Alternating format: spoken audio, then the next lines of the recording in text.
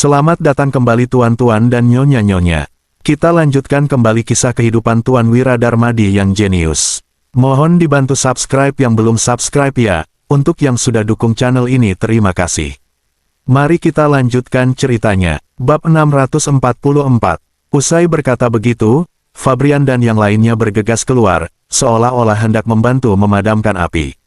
Irsyad yang marah pun segera mengutus orang untuk memadamkan api. Namun, semuanya malah jadi kacau balau. Orang-orang toko uang Tiaga sendiri sudah mengambil air dengan kalang kabut. Ditambah lagi, Fabrian dan yang lainnya sengaja membuat kekacauan. Terkadang, sebelum mencapai gedung yang dilalap api, air saja sudah tumpah. Irsyad yang melihat situasi ini dari kejauhan langsung naik darah.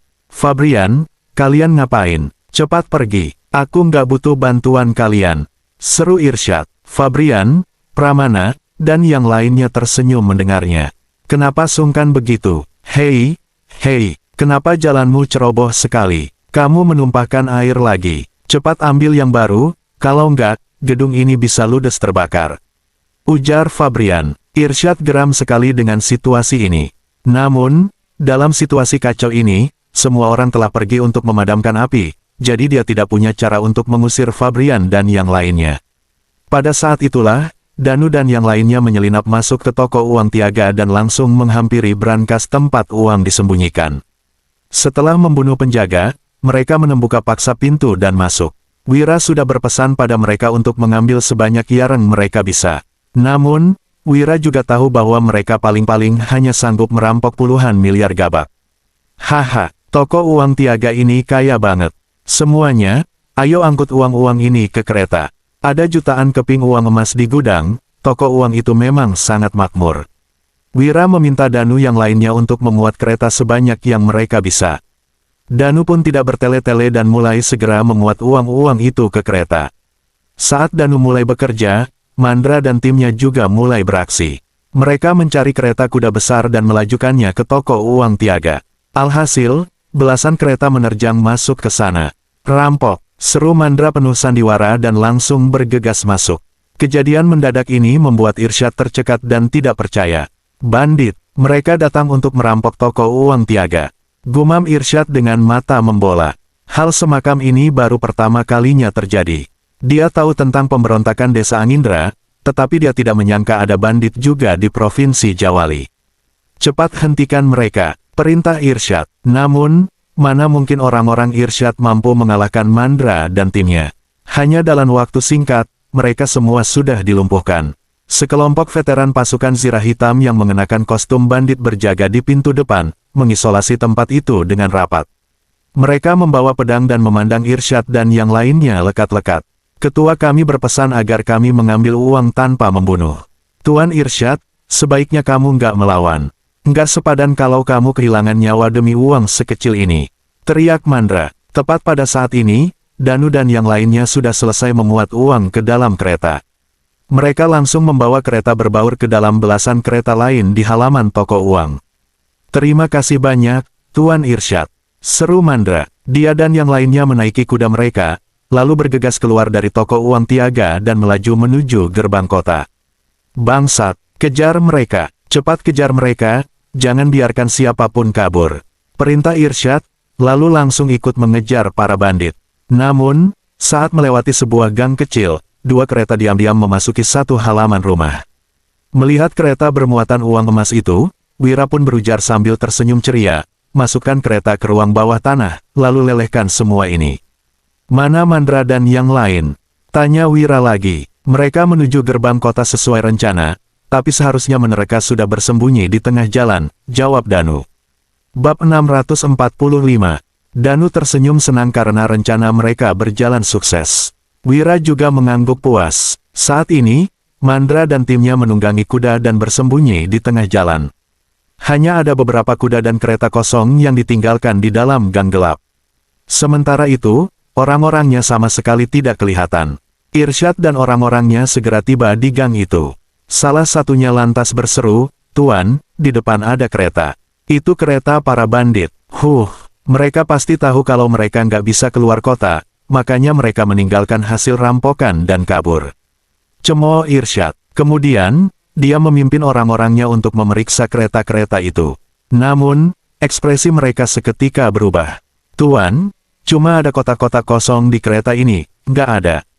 Nggak ada satu keping perak pun di sini," seru salah satu bawahan Irsyad. Setelah diperiksa, tidak ada sepeser uang pun di belasan kereta itu. Hal ini seketika membuat wajah Irsyad imasam. "Apa, nggak ada uangnya? Mustahil," ujar Irsyad tidak percaya. Dia pun masuk ke dalam kereta dan memeriksanya sendiri. Benar saja, dia tidak menemukan apapun di dalamnya. "Tuan, gimana bisa? Apa mereka nggak jadi merampok?" kata si bawahan. Irsyad segera memimpin orang-orang itu kembali ke toko uang tiaga. Begitu melihat separuh dari jutaan keping uang emas di brankas mendadak hilang, amarah langsung berkobar di hatinya. "Sialan, bangsat," umpat Irsyad berang. Dia sama sekali tidak punya petunjuk bagaimana uang emas di dalam brankas bisa raib. Para bandit itu juga menghilang tanpa jejak. Laporkan ke pejabat, uang-uang ini pasti masih ada di Provinsi Jawali," seru Irsyad. Kemudian, dia tiba-tiba kepikiran sesuatu dan menoleh ke gedung yang kebakaran tadi. "Apa ini? Ulah Wira," gumam Irsyad penuh curiga. Bagaimanapun, semua kejadian hari ini sangat aneh. Tadi, Fabrian dan yang lainnya pasti sengaja datang ke toko uang untuk membuat kekacauan. Jelas ada yang tidak beres di sini. "Ayo jalan, ikut aku ke tempat Wira," perintah Irsyad. Dia segera memimpin puluhan orang menuju ke rumah Wira. Saat ini, para veteran pasukan Zirah Hitam yang tadi beraksi sudah bersembunyi di berbagai sudut Provinsi Jawali. Sementara itu, Danu dan yang lainnya sedang duduk di dalam rumah. Fabrian dan Pramana juga ada di sana. Hanya saja, wajah mereka semua tampak khawatir. "Paman Wira, rencana kita memang sudah berhasil, tapi kurasa Irsyad pasti akan mencurigai kita," ujar Fabrian. Mendengar ini, Wira hanya tersenyum. Dia memandang Fabrian dan Pramana, lalu bertanya, "Coba jelaskan, kenapa dia akan mencurigai kita?" Fabrian segera menjawab, "Pertama, mereka pasti curiga karena kami pergi mengacau di sana. Kedua, ini petunjuk terbesarnya. Tak lama setelah kami mengacau, terjadi kebakaran, lalu para bandit datang untuk merampok. Semua ini terlalu kebetulan." Wira mengangguk, lalu berkata, "Iya, kalau Darsono dan putranya nggak kepikiran hal ini, mereka benar-benar nggak layak menjadi pemilik toko. Apa ada alasan lain lagi? Ada satu hal yang kubingungkan. Sebenarnya kita bisa keluar dari Provinsi Jawali dan meninggalkan kereta kosong di sana. Dengan begitu, mereka pasti akan menduga kalau semua uang emas itu ada di luar kota dan kita pun akan aman. Tapi, kenapa kita nggak membawa kereta itu ke luar kota?" ujar Danu setelah berpikir sejenak. Mendengar ucapan Danu, Mandra dan yang lainnya juga mengangguk mengiyakan. Wira tiba-tiba tertawa, lalu berkata, "Lumayan. Karena kalian bisa menganalisisnya sejauh ini, artinya kalian sudah memikirkan semuanya dengan cermat. Tapi, aku memang sengaja memancing mereka memeriksaku.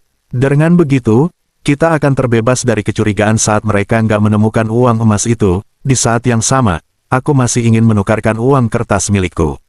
Pas mereka datang mengusikku, aku sekalian bisa memanfaatkan kesempatan ini. Poin terpentingnya, aku mau semua orang tahu kalau bukan aku yang merampok mereka, bukan juga bandit. Darsono dan putranya sendirilah yang maling," teriak maling. Tambah Wira, bab 646. Mendengar ini, semua orang sontak tertegun. Mereka kebingungan, tidak mengerti maksud ucapan Wira. Wira memandang mereka sambil tersenyum. Tahu bahwa dia belum bisa menjelaskannya sekarang, dia pun berkata, "Sudahlah, kita bahas sisanya nanti. Sekarang, mari kita siap-siap menyambut tamu." Danu dan yang lainnya seketika tertegun, sementara Fabrian dan Pramana saling memandang. Fabrian lalu berkata dengan kaget, "Maksudnya, orang dari toko uang tiaga?" "Tentu saja, seperti yang kalian bilang tadi, kita meninggalkan begitu banyak petunjuk. Mereka tentu curiga, lalu datang memeriksa ke sini," jawab Wira. Semua orang langsung memasang tampang cemas. Salah satunya tidak bisa menahan diri untuk berkata, "Terus, kedua kereta ini, keluarga berada mana yang nggak punya dua kereta?" Sahut Wira dengan santai. Kemudian, dia menepuk tangan dan berkata, "Terima kasih atas kerja keras kalian hari ini. Sekarang, mari kita rayakan." Setelah itu, Wira meminta para koki untuk menghidangkan makanan yang sudah disiapkan sejak awal di dapur. Ada berbagai hidangan lezat dan anggur berkualitas yang disediakan. Wira makan dengan lahap, tetapi yang lainnya merasa tidak nafsu makan. Kalian tenang saja, cukup nikmati makanan ini. Makin santai, itu makin bagus. Oh, betul juga, Fabrian, Pramana, kalian berdua harus pura-pura mengobrolkan tentang kejadian malam ini waktu Irsyad sampai, ujar Wira. Mendengar Wira berkata begitu, Fabrian dan Pramana langsung mengerjap bingung. Fabrian tidak bisa menahan diri untuk bertanya, kita sudah merampoknya, kalau kita terus memprovokasinya, bukannya dia bakal makin membenci dan waspada sama kita. Pertanyaan Fabrian ini memang logis. Namun, Wira hanya tertawa dan berujar, apa menurut kalian, kalau kita berokting iba, bahkan berpura-pura menghibur dan membantunya mencari uang emas, dia nggak akan curiga pada kita. Salah, mau kita bersikap seperti apapun, dia tetap akan mencurigai kita. Kalau gitu, lebih baik kita mengejeknya habis-habisan sampai kita puas. Wira mengucapkan kata-kata itu sambil menyeringai.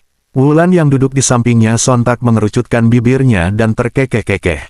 Setiap kali suaminya melakukan ini, dia selalu merasa suaminya sedikit kejam. Orang-orang lainnya pun mengangguk dan mulai makan. Mereka melahap makanan di meja dan minum anggur dengan sangat santai. Saat itu, seseorang mendadak melaporkan bahwa Irsyad sudah datang sesuai prediksi Wira. Sandiwara dimulai, persilakan mereka masuk, ujar Wira sambil tersenyum tipis. Tidak lama kemudian, terdengar banyak bunyi langkah kaki. Irsyad melangkah penuh amarah ke halaman. Dia lantas mendapati orang-orang di rumah itu tengah makan ditemani musik yang meriah. Loh, Tuan Irsyad, sudah larut malam begini, kenapa kamu datang ke tempatku? Ujar Wira sambil tersenyum. Dia lalu melirik Fabrian. Fabrian langsung mengerti kode Wira. Dia pun tertawa dan berkata, Paman Wira, kamu nggak tahu saja. Malam ini ada kejadian heboh. Ada drama mendebarkan di toko uang tiaga milik keluarga Pratam. Drama apa? Tanya Wira, berpura-pura terkejut. Hari ini, toko uang keluarga Pratam ketiban sial. Salah satu gedungnya kebakaran, lalu uang emasnya juga dirampok bandit. Aku lihat, ada belasan kereta yang menyerbu. Kurasa semua uang di toko uang tiaga pasti sudah ludes dirampok. Jelas Fabrian. Cara bicara Fabrian yang seperti tengah bergosip seru membuat ekspresi Irsyad menjadi kian muram. Wah, rupanya begitu. Para bandit di provinsi Jawali ini angkuh betul. Mereka bahkan berani merampok toko uang tiaga. Luar biasa, ujar Wira.